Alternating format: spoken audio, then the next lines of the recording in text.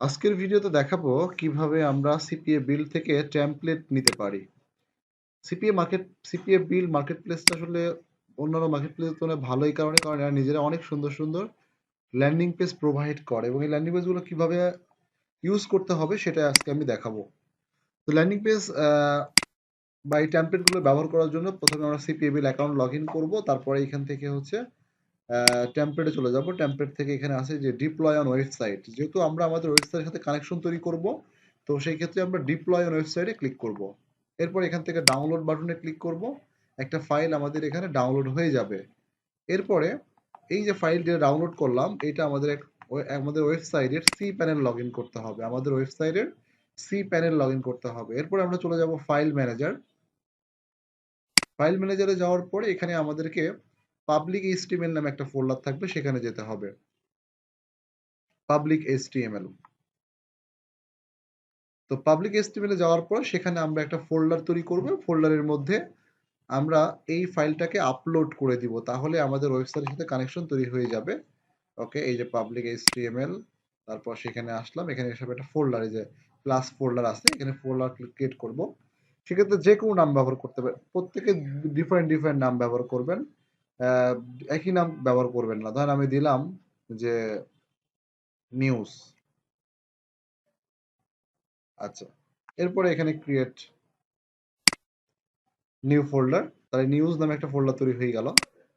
তারপর এই ফোল্ডারের মধ্যে গিয়ে আমি ওই যে ফাইলটা সিপিএ বিল্ড থেকে ডাউনলোড করলাম, এই ফাইলটা এখন এখানে আপলোড করে দিব। Select file, select, upload. যখন পুরোপুরি আপলোড হয়ে যাবে, গ্রিন চলে আসবে, এখানে কমপ্লিট লেখা থাকবে, দেন গো ব্যাক। দেন আমরা ফোল্ডারের মধ্যে চলে আসছি, এই যে ফোল্ডার চলে ওপেন হয়ে গেছে। এখন এটা একটা জিপ ফোল্ডার, এটাকে আমরা আনজিপ করব। হ্যাঁ, ফোল্ডার আনজিপ করব। তো সেই ক্ষেত্রে মাউসের রাইট বাটনে ক্লিক করে এক্সট্রাক্ট ফাইল। ওকে, আমাদের ফাইলটা অলরেডি এখানে এক্সট্রাক্ট হয়ে গেছে, আমরা দেখতে পাচ্ছি। যদি দেখতে চাই তাহলে এখানে এই যে রিলোড রয়েছে, রিলোডে ক্লিক করলে ফাইলটা দেখতে পারবো। এখন আমাদের এটা ঠিকঠাক মতো হলো কিনা সেটা চেক করব। তো চেক করার জন্য আমাদের ওয়েবসাইটের নাম স্ল্যাশ যেই নামে আমি ফোল্ডারটা তৈরি করলাম সেই ফোল্ডারের নামটা দিয়ে দিব। দিলেই আমাদের ঠিক যদি এরকম ভাবেই আসে, তাহলে বুঝবো যে এটা ঠিক মতো কানেকশন হয়েছে। এখন আমি চাইলে যে কোনো টেমপ্লেট ব্যবহার করতে পারবো। তো আসলে এই পর্যন্ত ছিল আগের মতোই। এখানে যে পরিবর্তনটা বর্তমানে আসছে সেটা হচ্ছে যে এই টেমপ্লেটে ক্লিক করলে এখানে আগে কাস্টম টেমপ্লেট নামে একটা অপশন পাওয়া যেত, সেখানে ক্লিক করে আমরা টেমপ্লেট ব্যবহার করতে পারতাম, কিন্তু সেই অপশনটা এখন সিপিএ বিল তুলে দিছে। তো এখন যেটা করেছে তারা, সেটা হচ্ছে যে আমরা ড্যাশবোর্ডে চলে আসবো টেমপ্লেট গুলো পাওয়ার জন্য। ড্যাশবোর্ডে আসার পরে স্ক্রল করে নিচে নিচে নামবো, স্ক্রল করে নিচে নামবো। তো নিচে নামলে এখানে হচ্ছে আমরা দেখতে পাবো এই যে ফিচার টেমপ্লেট, এবং এর নিচে আছে কাস্টম টেমপ্লেট, এই যে অল টেমপ্লেট আসার পরে আপনি কোন বিষয় নিয়ে এখানে কাজ করতে চান সেটা প্রোডাক্টের নামটা এখানে লিখতে হবে, কোন প্রোডাক্টের টেমপ্লেট চাচ্ছেন। ধরেন আমি চাই রোবব্লক্স এর টেমপ্লেট, তাই আমি রোবব্লক্স লিখলাম। তো রোবব্লক্স লিখলেই এখানে এই যে অনেকগুলো টেমপ্লেট চলে আসছে। তো আমরা টেমপ্লেট গুলো প্রিভিউ করে দেখতে পারি যে কোন টেমপ্লেটটা ভালো বা কোনটা নিবেন, বা ঠিক আছে, প্রিভিউ করে দেখতে পারেন। তো প্রিভিউ করে দেখার পরে যদি কোনো একটা টেমপ্লেট আপনার পছন্দ হয় যে আপনি এটা নিবেন বা ওইটা নিবেন, তাহলে আপনাকে যেটা করতে হবে শুধুমাত্র এই সেটআপে ক্লিক করতে হবে অথবা লিংকে ক্লিক করতে হবে। আচ্ছা, তো প্রথমে সেটআপ দেখাই, পর লিংকটাও দেখাচ্ছি। প্রথমে সেটআপে ক্লিক করলাম, সেটআপে ক্লিক করার পরে ঠিক সেটআপ যদি থাকে তাহলে আমরা স্ক্রল করে নিচে নেমে যাব। জাস্ট এখানে আসার পরে সেভ এন্ড প্রিভিউ, এরপরে আমরা কন্টিনিউ বাটনে ক্লিক করব। এরপরে এখানে আমাদের একটা নাম দিতে হবে, এবং এই নামটা হচ্ছে আমরা একবার একটা প্রোডাক্টের জন্য একটা নাম একবারই ব্যবহার করতে পারবো। তো আমি দিলাম যে রোবব্লক্স। তো আমি রোবব্লক্স দিয়ে সেভ দিয়ে দিলাম।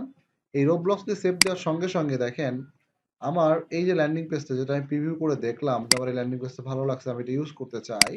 তো এই ল্যান্ডিং পেজটা কিন্তু আমার ওয়েবসাইটের মধ্যে চলে আসবে। তো ওয়েবসাইটের মধ্যে কিভাবে দেখবো? ওয়েবসাইটের নাম স্ল্যাশ ওই যে ফোল্ডারটা তৈরি করলাম সেই ফোল্ডারের নাম স্ল্যাশ আমি যেই নামটা বর্তমানে লিখলাম, টেমপ্লেটের ক্ষেত্রে যে নামটা লিখলাম, এই নামটা আমাকে দিতে হবে।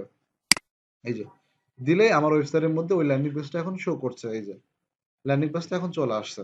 ঠিক আছে, তো এটা হচ্ছে কি সেট আপ থেকে আপনারা ঠিক এইভাবে যে কোনো প্রোডাক্টের উপর টেমপ্লেট এভাবে জেনারেট করতে পারবেন। আর আরেকটা অপশন রয়েছে, সেটা হচ্ছে যে লিঙ্ক থেকে কিভাবে নিতে হয় সেটা আমি দেখাচ্ছি। লিঙ্ক থেকে নেওয়ার জন্য ঠিক একইভাবে আমরা স্ক্রল করে নিচে নেমে যাব এবং অল টেমপ্লেটে চলে যাব। অল টেমপ্লেটে যাওয়ার পরে ঠিক একইভাবে আমি রোব্লক্সটাই দেখাই। তো কিছু কিছু সেটআপ দেওয়া থাকে, কিছু লিঙ্ক দেওয়া থাকে, যেগুলো লিঙ্ক দেওয়া থাকবে জাস্ট লিঙ্কে ক্লিক করবেন। তারপরে এখানে কাস্টম টেমপ্লেটটা চলে আসলে কন্টেন্ট লকারটা আসে। এখানে একটা কন্টেন্ট লকার নিতে হবে। তো সেক্ষেত্রে আমরা যে প্রোডাক্ট নিয়ে কাজ করবো সেই প্রোডাক্টের নামটা লিখে নেবো রোবলক্স।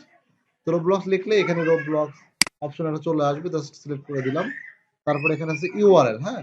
তো আমরা তো এর আগে রোবলক্সটা নিছি, এখন আর একই ওয়েবসাইটের জন্য সেই একই নাম নিতে পারবো না, এখন রোবাক্স বা এরকম ডিফারেন্ট কিছু ব্যবহার করতে হবে। তো আমি রোবাক্স দিলাম।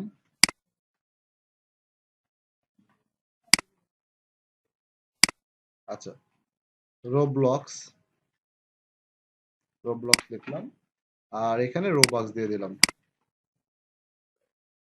তারপরে জাস্ট গেট ইউআরএল। তো গেট ইউআরএল ক্লিক করলেই এখন তারা আমাদেরকে একটা ইউআরএল দিয়ে দিবে, অর্থাৎ আমার ল্যান্ডিং পেজটা সেটআপ কমপ্লিট। তো সেই ক্ষেত্রে জাস্ট এখান থেকে কপি করে আমি যদি এখন আগে লিখছিলাম রোবলক্স লিখতে ওটা আসলে, এখন যদি রোবাক্স দেই তাহলে দেখেন এই যে লিঙ্ক দিয়ে যে টেমপ্লেটটা করলাম সেটা চলে আসবে এখানে।